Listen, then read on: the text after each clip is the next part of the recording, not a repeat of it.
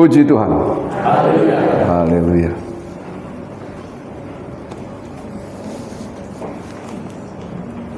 Saya ada lihat jiwa baru stok lama. Selamat datang yang stok lama. Baik, kita akan buka dalam 1 Samuel 13.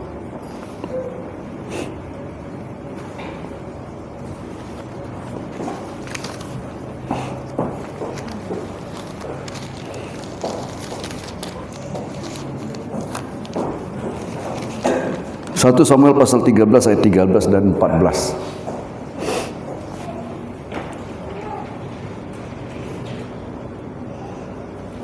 Saya mengundang kita sama-sama berdiri.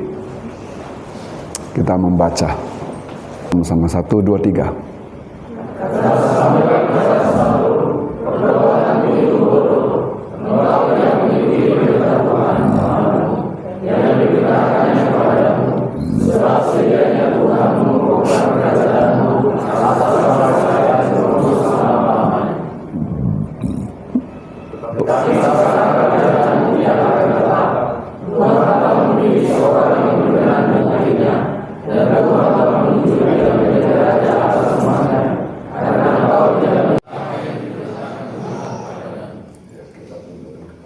Bapa di surga, kami bersyukur dan berterima kasih buat pagi hari yang indah ini.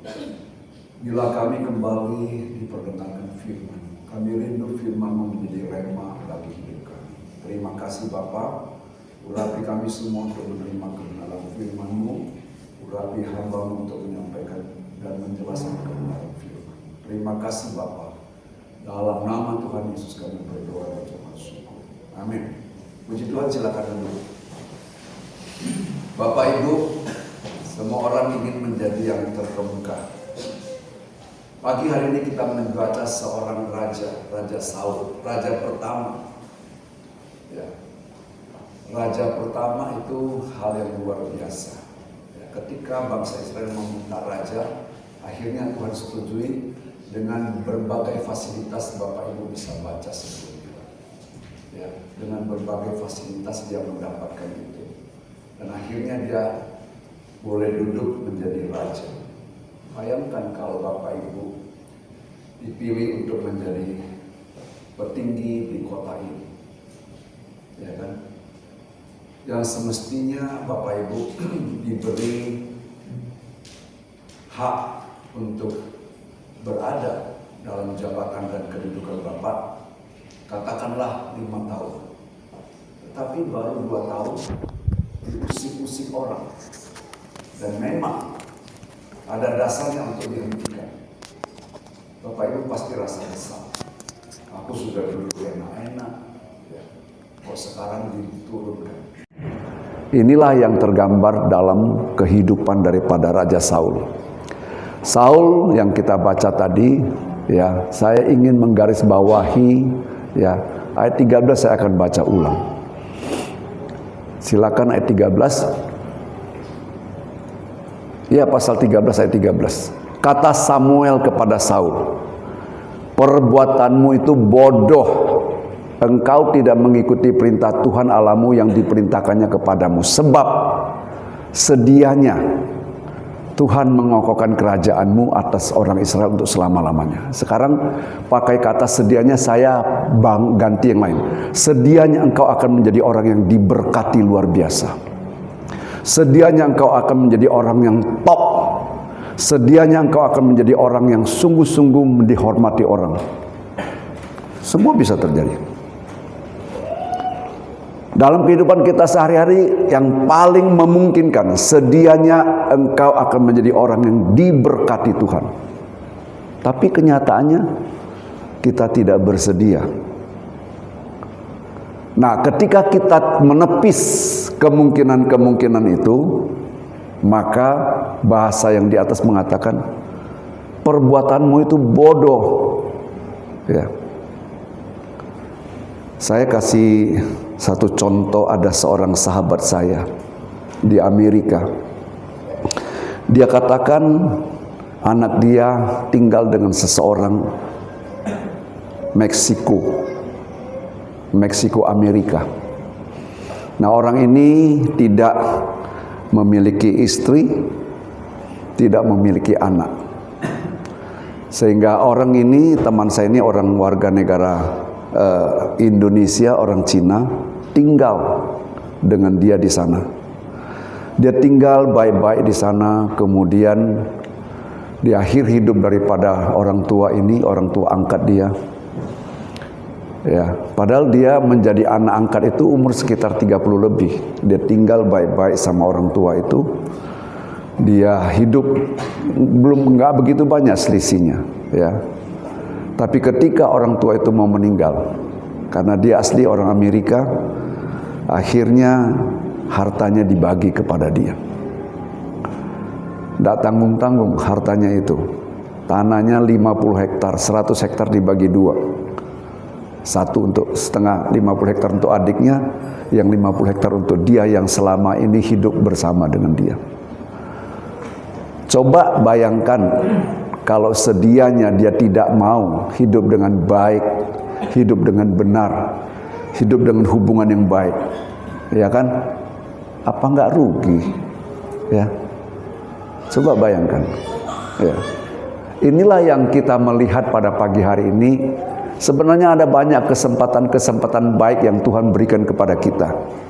Ya. Tapi oleh karena apa? Oleh karena perbuatan kita sendiri, maka kita akhirnya tidak menikmati fasilitas yang berkelanjutan. Tidak menikmati ya keberuntungan yang berkelanjutan. Dan tindakan ini disebabkan oleh kebodohan. Perbuatan ini disebut bodoh. Apa yang mengakibatkan dia bodoh itu di ayat ke-14 dijelaskan. Ya. Ayat ke-14 saya baca. Tetapi sekarang kerajaanmu tidak akan tetap. Tuhan telah memilih seorang yang berkenan di hatinya, dan Tuhan telah menunjuk dia menjadi raja atas umatnya. Jadi sebelum dia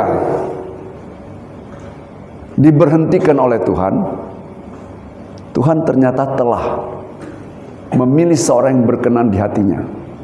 Pagi hari ini saya ingin kita semua menjadi orang yang berkenan di hati Tuhan. Bapak ingin rindu nggak? Mau nggak? Nggak ada yang berani untuk mengambil tantangan ini. Mau nggak Bapak Ibu menjadi orang yang berkenan di hati Tuhan? Amin kan?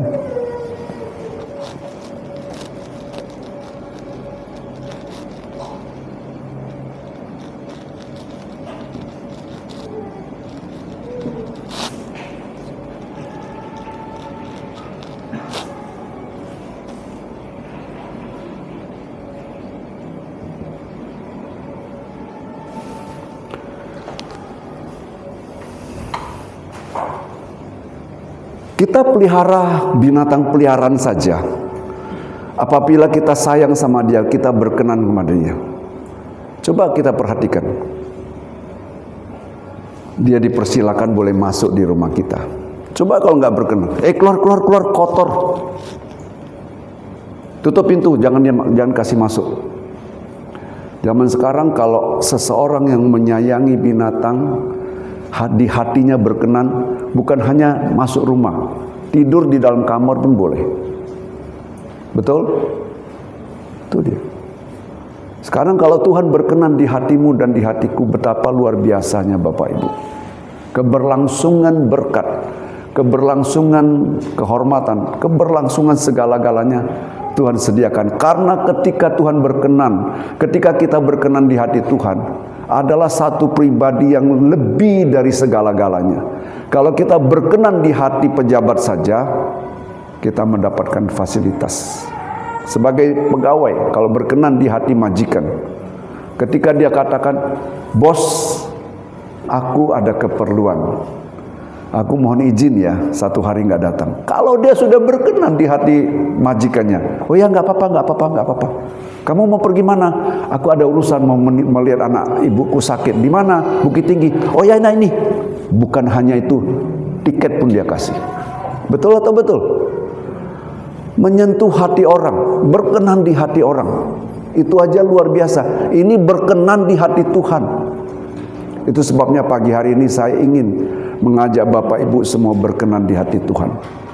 Kalau kita baca 14, kenapa ya Samuel berkenan, kenapa Daud berkenan di hati Tuhan? Karena yang dimaksud oleh Tuhan, Tuhan telah memilih sesuatu yang berkenan di hatinya, tidak lain dan tidak bukan adalah Daud. Kenapa Daud berkenan di hati Tuhan dan kenapa Saul tidak berkenan di hati Tuhan? Saya baca ayat 14 berulang kali supaya kita jelas. Tetapi sekarang kerajaanmu tidak akan tetap. Tuhan telah memilih seorang yang berkenan di hatinya dan Tuhan telah menunjuk dia menjadi raja atas umatnya. Karena engkau tidak mengikuti apa yang diperintahkan Tuhan kepadamu. Ini bahasa yang negatif. Kalau andai kata ini bahasanya positif, karena engkau senantiasa mengikuti apa yang diperintahkan Tuhan, maka tidak akan terjadi pergeseran kedudukan, tidak akan terjadi pergantian. Ya. Inilah yang kita lihat dalam kehidupan sehari-hari juga nyata. Ya, dalam kehidupan sehari-hari nyata. Kalau seseorang yang berkenan di hati majikan dengan seorang yang tidak berkenan di hati majikan, itu sangat berbeda. Sebab itu marilah dalam kehidupan kita sehari-hari, bagaimana kita bisa berkenan di hati Tuhan. Kita mau melihat contoh satu pribadi, yaitu Daud. Ya, karena yang dimaksud di sini adalah Daud. Sedemikian pentingnya firman Tuhan ini sampai diulangi kembali di dalam perjanjian baru, disinggung oleh Paulus dalam urapan Roh Kudus. Kita bisa baca dalam Kisah Rasul 13 ayat 22. Di sana Paulus kembali menyinggung tentang pribadi Daud yang berkenan di hati Tuhan. Karena itu pagi hari ini saya ingin supaya kita semua juga ya berkenan di hati Tuhan. Ya. Kisah Rasul 13:22 bukan 32. Ya. Setelah Saul disingkirkan, Allah mengangkat Daud menjadi raja mereka. Tentang Daud, Allah telah menyatakan, aku telah mendapatkan Daud bin Isai, seorang yang berkenan di hatiku dan yang melakukan segala kehendakku. Ini jelas. Tapi kalau kita melihat dan membaca ayat 1 Samuel pasal 13-14, aku telah memilih seorang yang berkenan di hatiku, belum disebut namanya. Pagi hari ini kalau firman Tuhan itu datang kepada Bapak Ibu, aku telah memilih seorang yang berkenan di hatiku, di antara kita sekian banyak. Daud itu bisa saja dia adalah April. Dia bisa saja Maxi, karena seorang, belum disebut namanya. Tapi ketika Allah melaksanakan apa yang dia pandang, dia nilai itu menyenangkan hatinya, dia tertuju kepada Daud, barulah itu konkret yang dimaksud ada Daud. Tapi pada waktu di dalam pasal 13 ayat 14, seorang yang berkenan di hatiku, itu bisa saja. Nah pagi hari ini ketika firman Tuhan itu datang kepada Bapak Ibu, itu bisa saja, mungkin itu bisa saja Ega, bisa saja Samuel, bisa saja April, bisa saja siapa saja. Ya. Tapi untuk mencapai hal yang sedemikian, kita lihat dulu latar belakangnya, apa sebabnya Daud berkenan di hati Tuhan. Tadi dikatakan bahwa Saul diberhentikan karena tidak taat akan perintah Tuhan. Tentu ketika ada penggantinya untuk menggantikan yang tidak taat ini, kriterianya tentu adalah kebalikan daripada yang tidak taat. Berarti yang dicari Tuhan adalah yang taat. Jadi pagi hari ini saya mau katakan, kalau kita mau berkenan di hati Tuhan, adakah kita memiliki ketaatan kepada Tuhan? Itu persoalannya. Ya. Ada banyak kali kita mendengarkan firman Tuhan, kalau ini cocok untuk saya lakukan. Kalau ini nggak cocok, nggak saya lakukan. Apalagi sekarang dengan berbagai ya YouTuber yang menyampaikan firman Tuhan. Ya. Oh ini ternyata begini, oh ternyata begini. Saya anjurkan Bapak Ibu baca firman Tuhan supaya Bapak Ibu dibimbing oleh Roh Kudus untuk mengerti dan memahami firman Tuhan. Ya. Nah, pagi hari ini kita mau melihat mengapa Daud disebut sebagai pribadi yang berkenan di hati Tuhan. Tentu latar belakangnya karena Daud itu adalah yang taat kepada Tuhan. Kualitas ketaatannya bagaimana? Coba buka di dalam 1 Raja-Raja 15 ayat 5. Saya baca. Karena Daud telah melakukan apa yang benar di mata Tuhan. Yang dilakukan apa yang benar. Dan tidak menyimpang dari segala yang diperintahkannya kepadanya. Kapan? Seumur hidupnya. Lah, kalau katakan seumur hidupnya, kan dia dipilih Tuhan duduk dalam kerajaannya umur 30 tahun. Jadi dari tahun 29 ke tahun pertama bagaimana? Karena di sini kata seumur hidup. Kalau seumur hidup mulai dari kecil. Mulai dari kecil. Apakah mulai dari kecil dia sudah dipilih oleh Tuhan? Belum. Tapi kenapa dia dikategorikan sebagai orang yang taat? Tuhan tidak pernah bisa disembunyikan. Tuhan tahu kehidupanmu, kehidupanku. Mengapa Daud dikatakan orang yang taat? Karena seumur hidupnya dia taat. Inilah yang menjadikan kriteria dia bisa menjadi orang yang berkenan di hati Tuhan. Apakah ketaatan itu dilakukan Daud ya kepada Tuhan ketika dia setelah dilantik menjadi raja? Apakah ketaatan itu datang serta-merta dan seketika? Tidak. Karena ketika dikatakan seumur hidupnya, saya punya satu keyakinan sebelum dia dipilih untuk menjadi raja menggantikan Saul, Tuhan sudah melihat pribadi ini hidupnya taat. Kita akan lihat contoh. Kita buka pasal 16, 1 Samuel pasal 16. Kita akan baca. Ya. Saya akan baca mulai ayat pertama. Berfirmanlah Tuhan kepada Samuel, berapa lama lagi engkau berduka cita karena Saul? Karena Samuel adalah hamba Tuhan, nabi yang taat. Ketika dia melihat orang gak taat, hatinya gak enak. Hatinya gak enak. Saya pun sebenarnya kalau lihat Bapak Ibu gak taat tuh saya kadang-kadang cuman geleng kepala. Berkali-kali saya katakan, mari kalau datang ibadah cepat, jangan terlambat. Kalau menghargai Tuhan, pasti tidak terlambat. Hari ini andai kata saya umumkan minggu depan ya, Bapak Ibu, Bapak Presiden Prabowo mau datang ke tempat kita, harap datang sebelum Bapak Presiden datang. Saya yakin Bapak Ibu semua pasti datangnya lebih awal. Sebelum ibadah dimulai, di mana kalau Bapak Presiden hadir, pastilah Bapak Ibu buru-buru datang. Bahkan kalau boleh duduk paling depan, nanti bisa foto. Betul? Ya. Tapi kenyataannya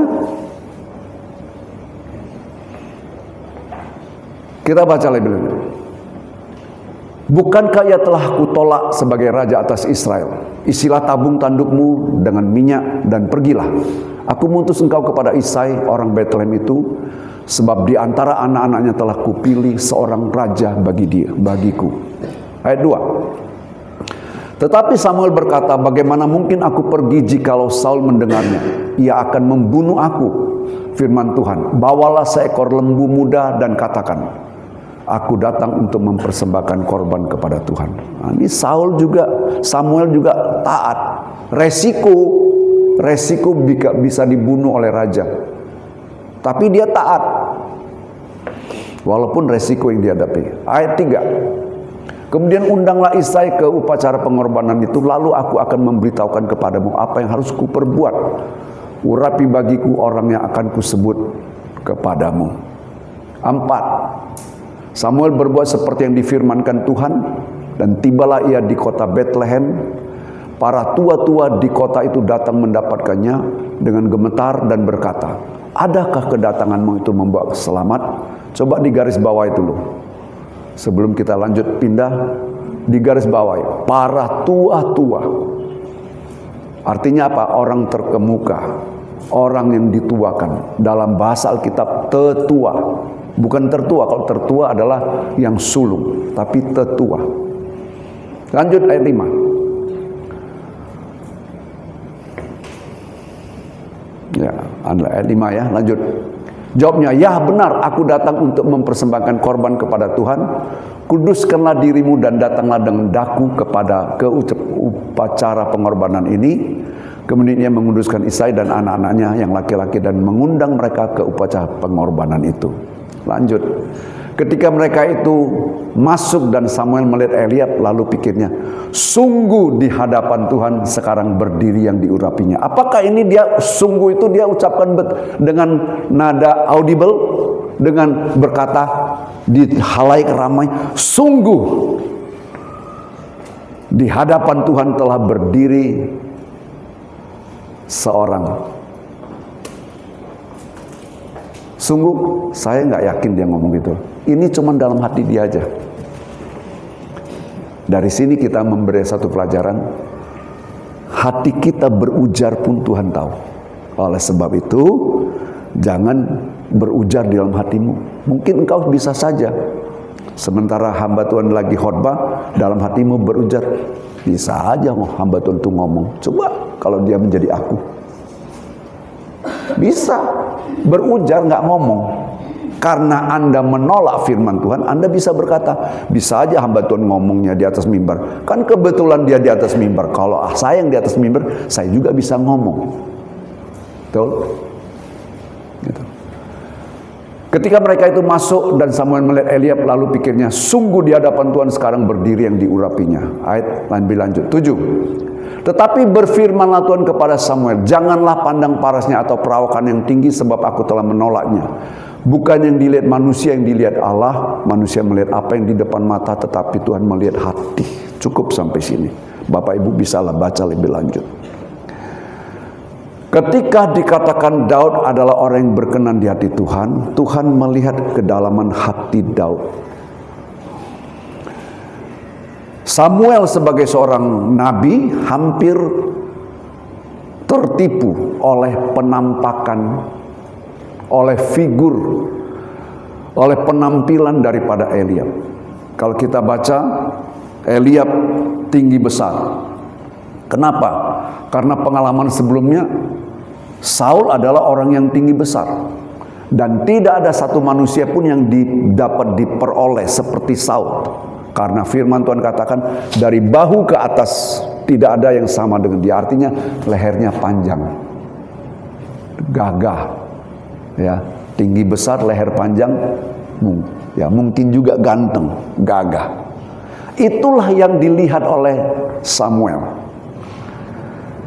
Manusia selalu bagaimana ya memperlihatkan penampilannya supaya berkenan di hati orang.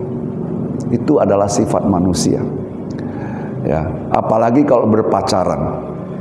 Kalau janji ya antara si A dan si B, ya pacaran, sebelum datang si A, si B-nya sudah bersolek dulu supaya penampilannya sungguh berkesan.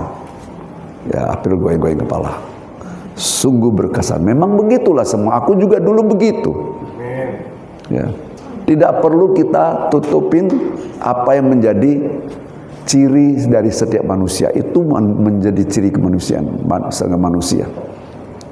Kita semalam baru melaksanakan pemberkatan nikah. Ya. Yang datang tidak lebih dari 12 orang, saya hitung-hitung.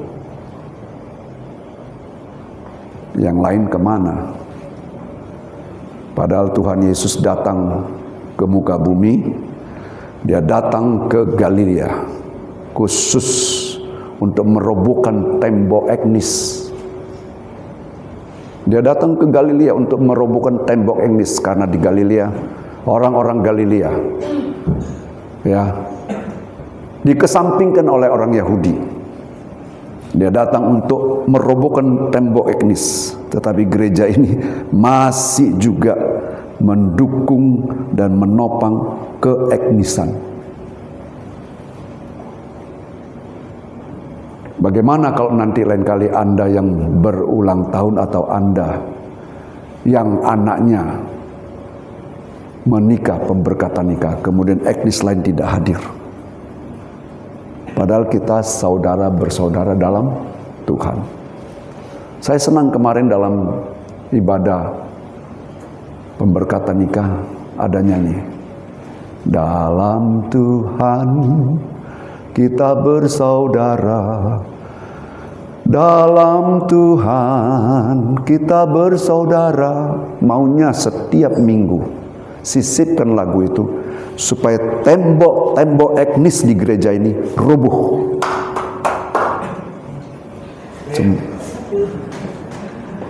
Iya, betul itu. Kalau tembok etnis masih dipertahankan, berarti saya hanya mau menikah dengan orang Chinese saja. Kan begitu kan? Nah, yang non Chinese saya tidak mau menikah. Ini tembok etnis. Saya kembali ungkapkan bagaimana peristiwa anak saya,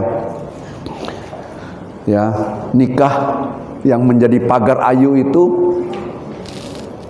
orang Indonesia, orang Taiwan, orang Afrika yang hitam tapi manis, semua menjadi pagar ayu. Sempat saya tanya, Feb, apa nggak ada orang lain? Ketika saya tanya begitu nggak ada orang lain, dia langsung marah sama saya.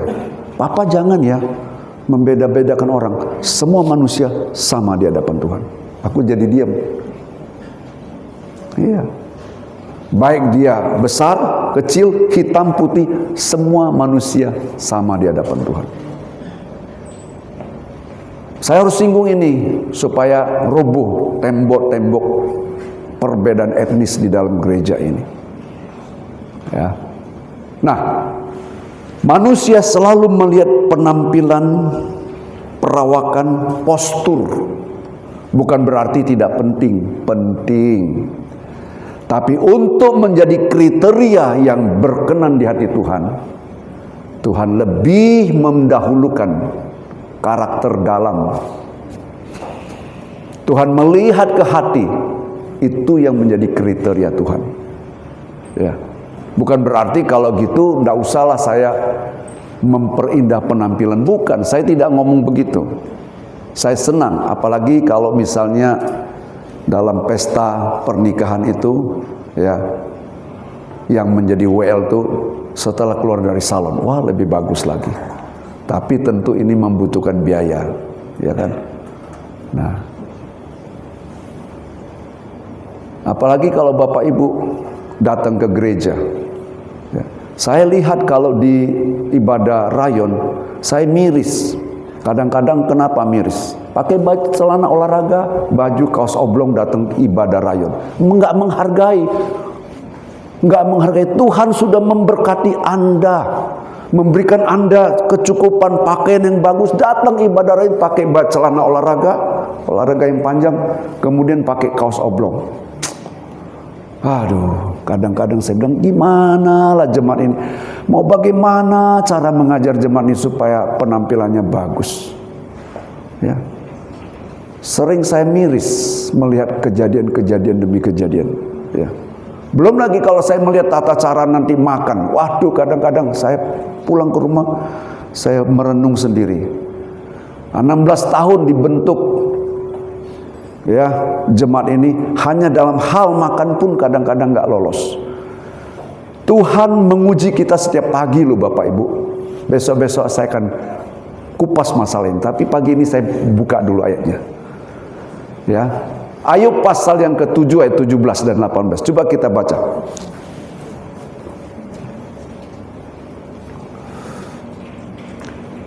Apakah gerangan manusia sehingga dia kau anggap agung dan kau perhatikan?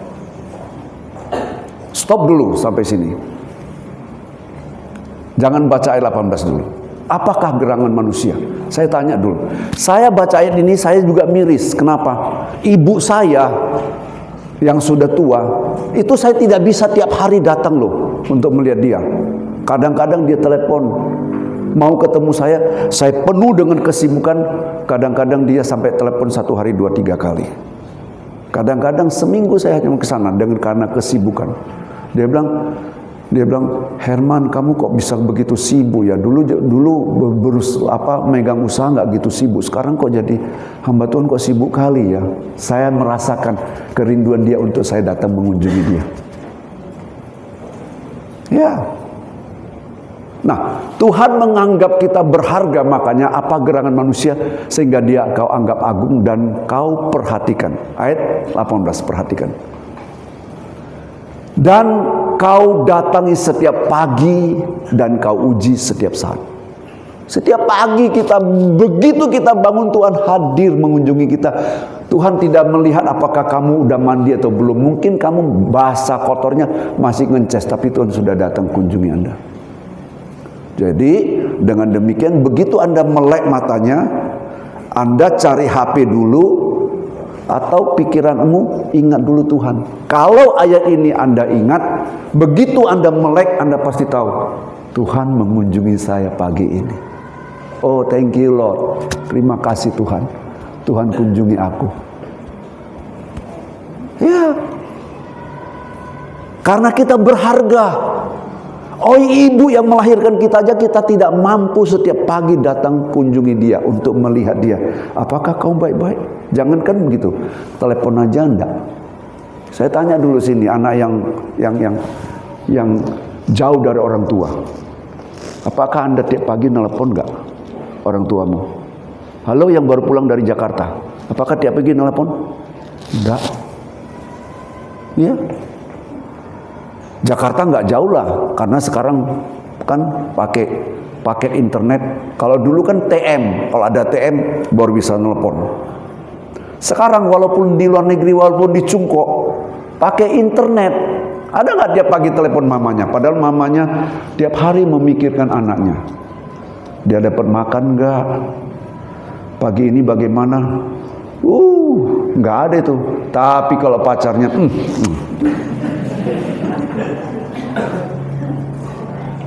Nah itu. Kenapa saya singgung pacar? Ada dasarnya, nanti terakhir baru saya ngomong. Karena kita berhargalah, Tuhan selalu melihat kita. Dan ingat, setiap saat Tuhan uji kita. Raja Saul tidak lolos. Dia tidak sadar bahwa tiap hari Tuhan datang menguji dia. Oh, mentang-mentang sudah duduk jadi raja, sesuka hati dia saja. Inilah dia yang tidak terdeteksi oleh kita. Ya, kadang-kadang gitu. Mentang-mentang sudah, apalagi kalau mentang-mentang tuh banyak. Mentang-mentang sudah duduk, mentang-mentang sudah kaya, mentang-mentang sudah, wah, semua mentang-mentang bisa keluar. Iya kan? Nah, ini dia. Tidak kita sadari, tiap hari Tuhan datang menguji kita. Nah, kita kembali ke sini. Kita kembali. Yang dilihat oleh Samuel, wajar seperti kita manusia juga melihat kepada penampilan, postur dan figur. Tapi pagi hari ini Bapak, Ibu dan saya semua rindu untuk orang yang menjadi orang yang berkenan kepada Tuhan. Mari kita coba selidiki. Saya katakan, Daud tidak serta-merta menjadi orang yang taat. Tidak, Bapak Ibu. Enggak. Karena Daud dikatakan, firman Tuhan yang mengatakan, seumur hidup dia tidak menyimpang. Jadi kalau begitu, bagaimana kondisi Daud? Kok bisa dia dipilih menjadi orang yang berkenan di hati Tuhan? Apakah dia taat sebelum dia menjadi raja yang dipilih oleh Tuhan? Kita lihat. Ya.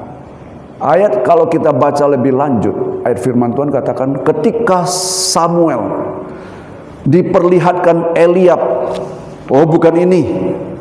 Abinadab, bukan juga ini. Sama, bukan juga ini. Dan semua dari anak-anak Isai telah diperlihatkan kepada Samuel. Samuel katakan, hanya ini aja anakmu, bukan ini semua. Terus apa kata di ayat 11 nanti kita baca, apa katanya? Oh masih ada satu lagi, si bontot. Aku dulu kan nggak tahu bontot itu bahasa apa, tapi jadi bahasa sehari-hari juga. Kadang menyebut kepada si Joseph, bontot. Apakah itu bahasa Jawa atau bahasa aku nggak tahu juga, tapi itu jadi ketelanjuran. Si bungsu, ya kan? Masih. Ternyata si bungsu ini kalau dari figurnya dia bukan tinggi, pendek. Ya. Orang kecil itu jangan dianggap remeh. Kecil-kecil cabai rawit. Ya. Nah, ada satu lagi. Tapi dia mengembalakan kambing domba. Saya tanya dulu. Anak bungsu itu, ibu ini baru keluar ke bawah. Melihat anak bungsu mungkin. Lagi apa itu namanya? Sekolah minggu. Anak bungsu itu disayangi oleh orang tua enggak? Hatinya sama anak bungsu. Ya.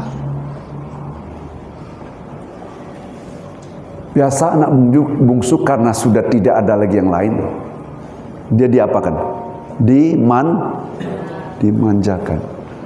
Selayaknya si Daud ini ya menjadi pribadi yang dimanja oleh orang tua.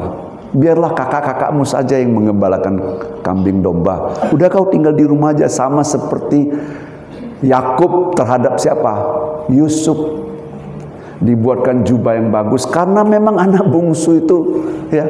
Karena apa? Wajar, karena setelah itu nggak ada lagi anak. Itulah dicurahkan, ya, isi hati orang tua, dimanjakan. Selayaknya Daud itu mendapat kesempatan untuk dimanja-manjai. Tapi ternyata semua kalau dibandingkan dengan kakak-kakaknya, 3 kakaknya itu mendapat fasilitas kerajaan.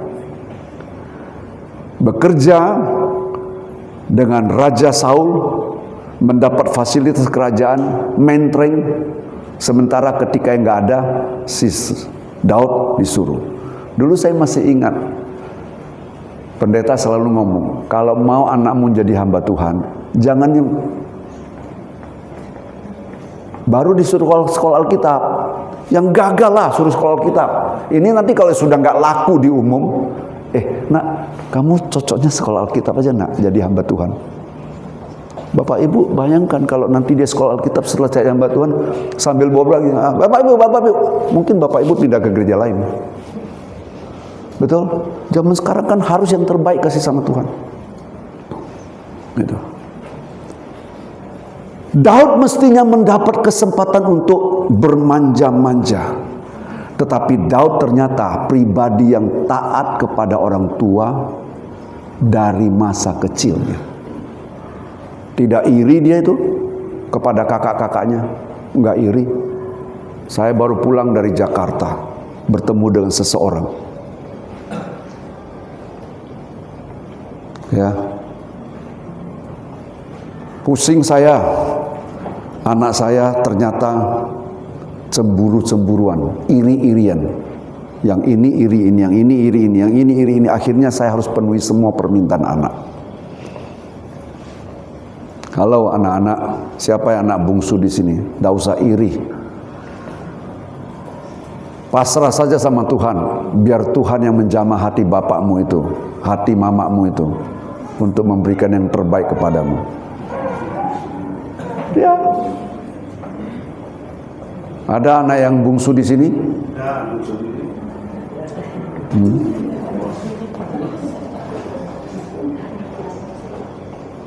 Kenapa kamu lihat ke belakang? Dia bukan anak bungsu. Oh bungsu. Tapi duluan pacaran dia daripada kakaknya.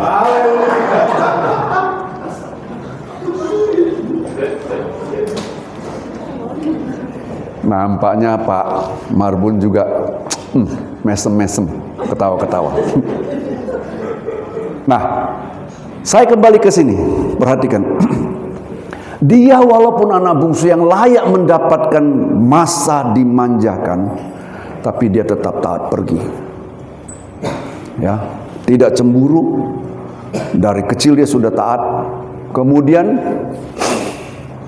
kalau kita lihat, ternyata hanya beberapa ekor domba yang digembalakan, bukan banyak Bapak Ibu.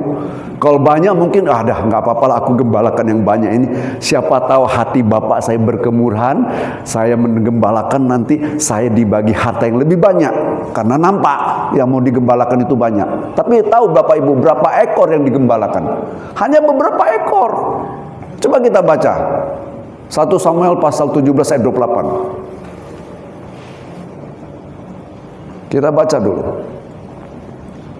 Ya.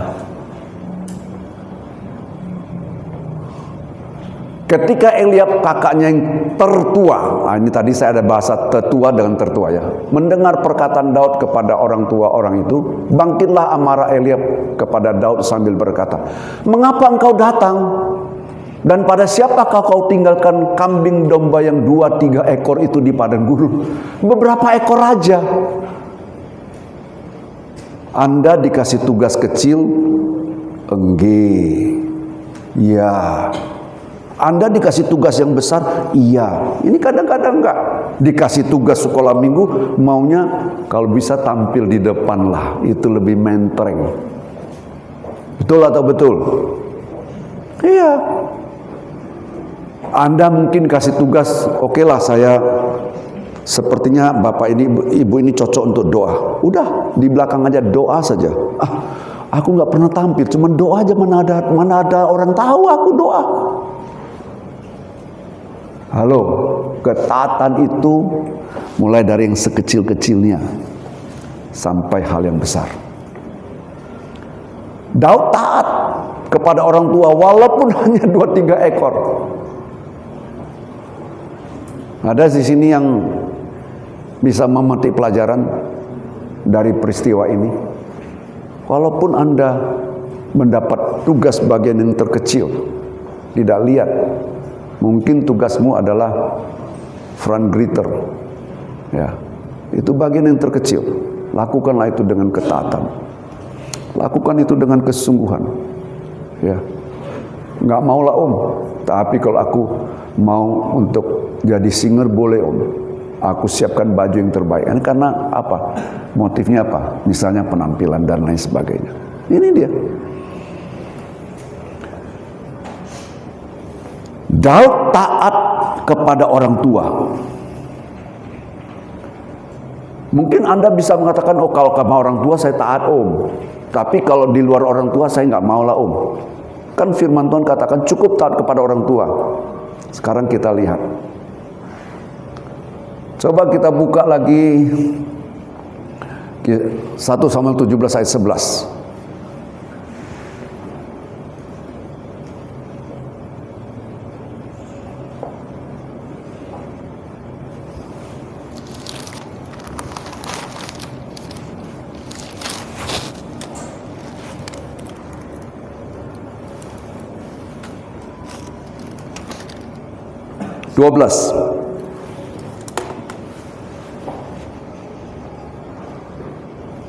Daud adalah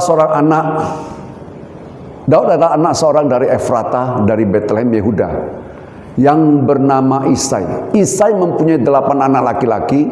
Pada zaman Saul orang itu telah tua dan lanjut usianya. Ya, dalam baca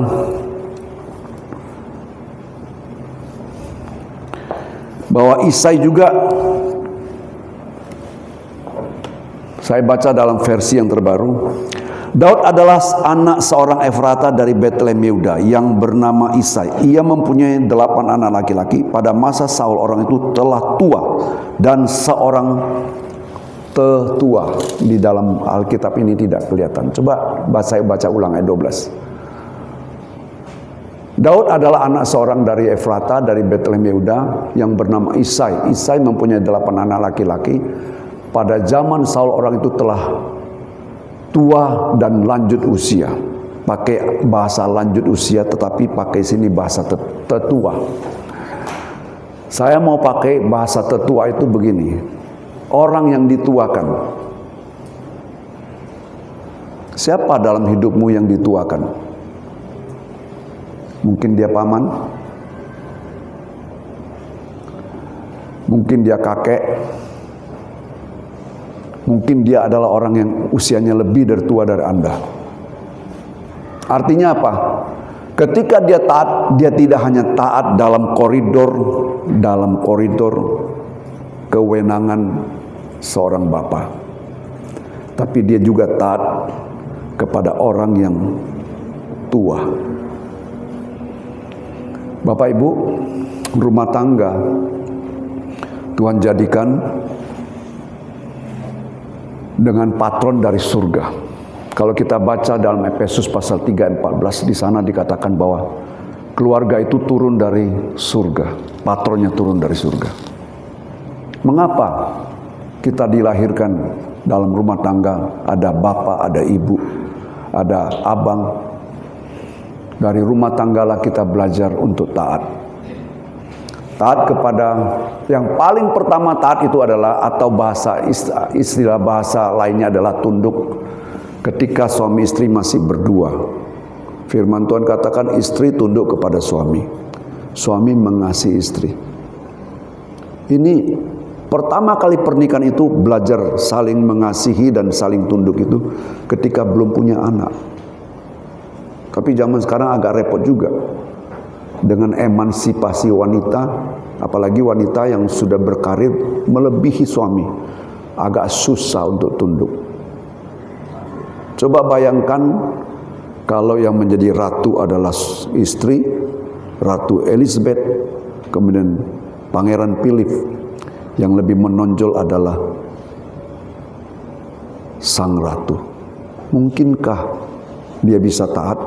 Harusnya yang menjadi pedoman bukan hierarki jabatan, tapi firman Tuhan. Karena pada waktu mereka dipertemukan dalam ibadah pemberkatan nikah, sudah dijelaskan suami kepala, istri adalah penolong. Kenapa istri itu diambil dari tulang rusuk pria? Kenapa? Karena tulang rusuk dekat di hatinya untuk dicintai. Tidak dari tulang ekor, tidak dari tulang kaki, untuk tidak direndahkan.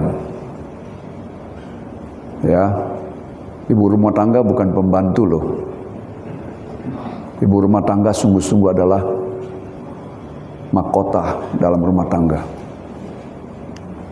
Dia ratu, tapi bukan dari kepala, bukan dari tulang kepala, dan tidak bermaksud untuk memerintah, untuk menguasai suami-suami. Ya, apapun alasannya. Belajar dari kedua orang. Dan setelah punya anak, ada dua pribadi. Anak belajar tunduk dan taat kepada orang tua. Jadi Daud bukan serta-merta dia taat ketika dia sudah dipilih. Ternyata dari masa mudanya, sebelum dia dipilih oleh Tuhan untuk menggantikan Saul, ternyata dia sudah hidup memiliki karakter yang taat. Tuhan tahu kok. Tuhan lihat setiap pribadi. Siapa yang Anda tuakan, Anda taat kepada dia, tunduk kepada dia.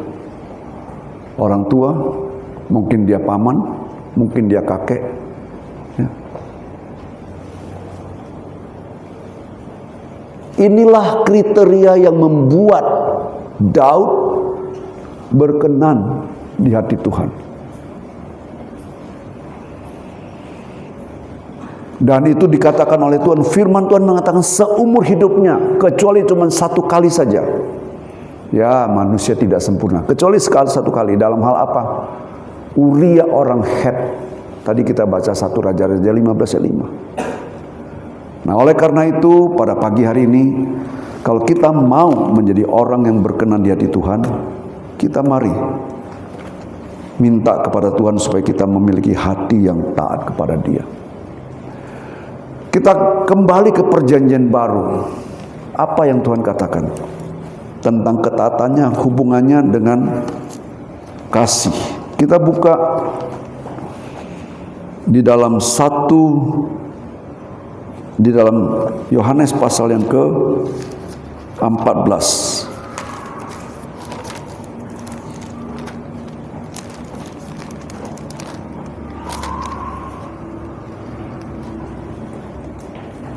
Ayat 15. Yohanes pasal 14 ayat 15. Sama-sama kita baca. 1, 2, 3.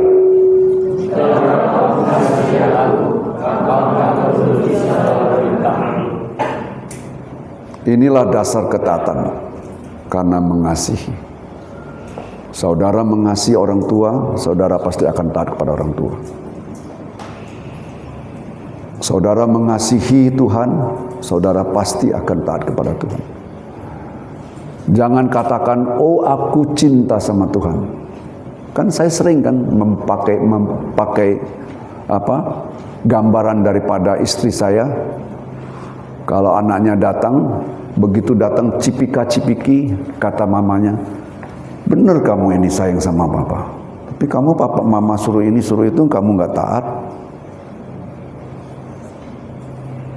Saya pun kalau ada jemaat yang datang cipika-cipiki sama istri saya, nanti pulang sampai rumah saya bilang, tadi tuh nampaknya akrab kali sama kamu ya.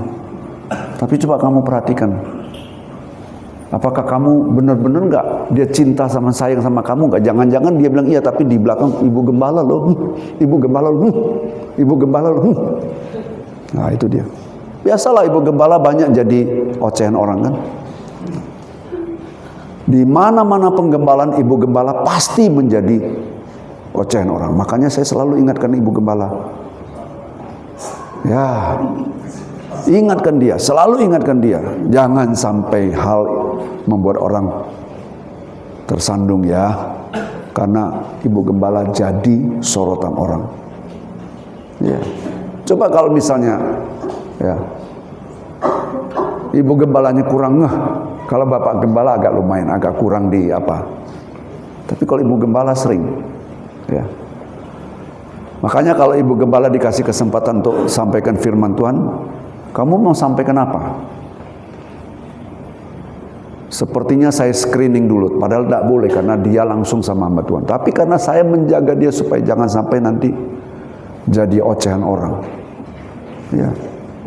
Kadang saya lihat ada juga lah datang cipika-cipiki, tapi kalau nanti terdengar, siapa? Oh, rupanya itu juga orangnya. Rupanya itu juga. Ya.